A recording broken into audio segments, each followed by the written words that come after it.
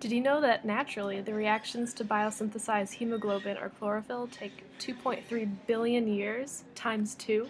That's right. Dr. Richard Wolfenden, professor of biochemistry and biophysics at the University of North Carolina, recently reported that these essential biological reactions have a natural half-life of 2.3 billion years if left uncatalyzed. His work brings to light the importance of biological catalysts in the body, where the same reactions occur in the span of milliseconds. In fact, Dr. Wolfenden states that without catalysts, there would be no life at all, from microbes to humans. So, what are these miraculous catalysts that enable life on Earth? Well, most commonly, they come in the form of proteins known as enzymes. Enzymes are found all over the body in organisms across all species. They work by speeding up the rate of chemical reactions so that biological processes can happen quickly and the body can receive the substances necessary for completing its activities. Enzymes work to speed up reactions by lowering the activation energy of chemical reactions. During reactions, molecules must collide with each other in order to position themselves in such a way that bonds can be broken and new bonds can be formed to make products. However, as molecules approach one another, the repulsion between their electron clouds must first be overcome. The input of activation energy enables the molecules to surpass this repulsion, reaching a transition state in which the original bonds are stretched to their limit. Once the transition state has been achieved, the necessary bonds can be rearranged to attain the formation of the desired product. Enzymes reduce the activation energy barrier in two ways. First, these large proteins bind small reactants and cause their bonds to be strained so that it becomes easier to reach the transition state.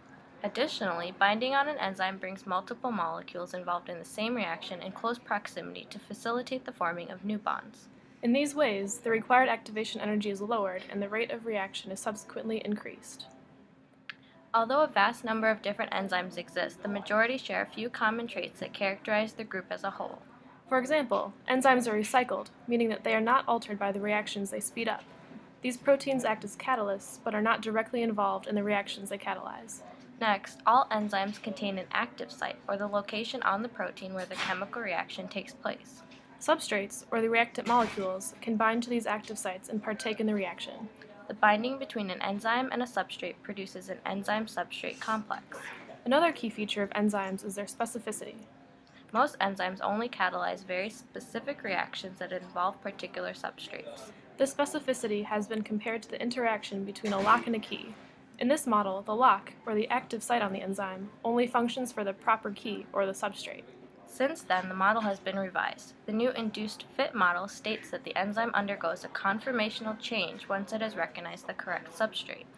This change in shape binds the substrates more tightly, straining their chemical bonds and bringing multiple reactants close together to speed up the reaction.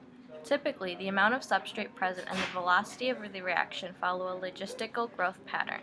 Greater substrate presence can increase the rate of the reaction up to a certain point, at which the graph plateaus. At the point of the plateau, the enzyme is saturated and the reaction has reached its maximum velocity. Nearly all of the active sites of the enzyme are occupied with the substrate, so increasing the substrate concentration further doesn't have an effect. As a result of this binding process, enzyme function can be affected by competitive and non-competitive inhibition. Competitive inhibition occurs when an irrelevant molecule, often with a structure or a portion of the structure that mimics the substrate, binds to the active site of the enzyme and prevents the substrate from binding. In this way, these inhibitors directly compete with the ability of the substrate to bind to the active site. This type of competitive inhibition can be overcome by increasing the substrate concentration. Contrarily, non-competitive inhibitors bind to the enzyme outside of the active site at a location known as the allosteric site. This binding can either inhibit or enhance the function of the enzyme by causing a conformational shape change in the protein. Other factors that influence the function of enzymes include prosthetic groups, which are small molecules that aid in catalysis and are permanently attached to enzymes, as well as cofactors, which temporarily bind to the enzyme to promote a chemical reaction. Coenzymes also exist. These molecules are used by enzymes to temporarily bind and partake in the particular reaction. Temperature and pH of the environment impact the workings of enzymes as well. Enzymes work best at an optimal temperature, usually around 37 degrees Celsius. At extremely high temperatures, enzymes may become denatured. In this case, the proteins unfold and enzymes lose their shape, becoming unable to fit the correct substrate. On top of this, each enzyme enzyme has an optimal pH where it functions most efficiently. Any pH significantly above or below the optimal level would lead to decreased function. The study of enzymes holds uncapped promise for the future, and they have been noted to be the most sensitive targets for the current drug developments. All in all, enzymes are crucial to the proper working of the body.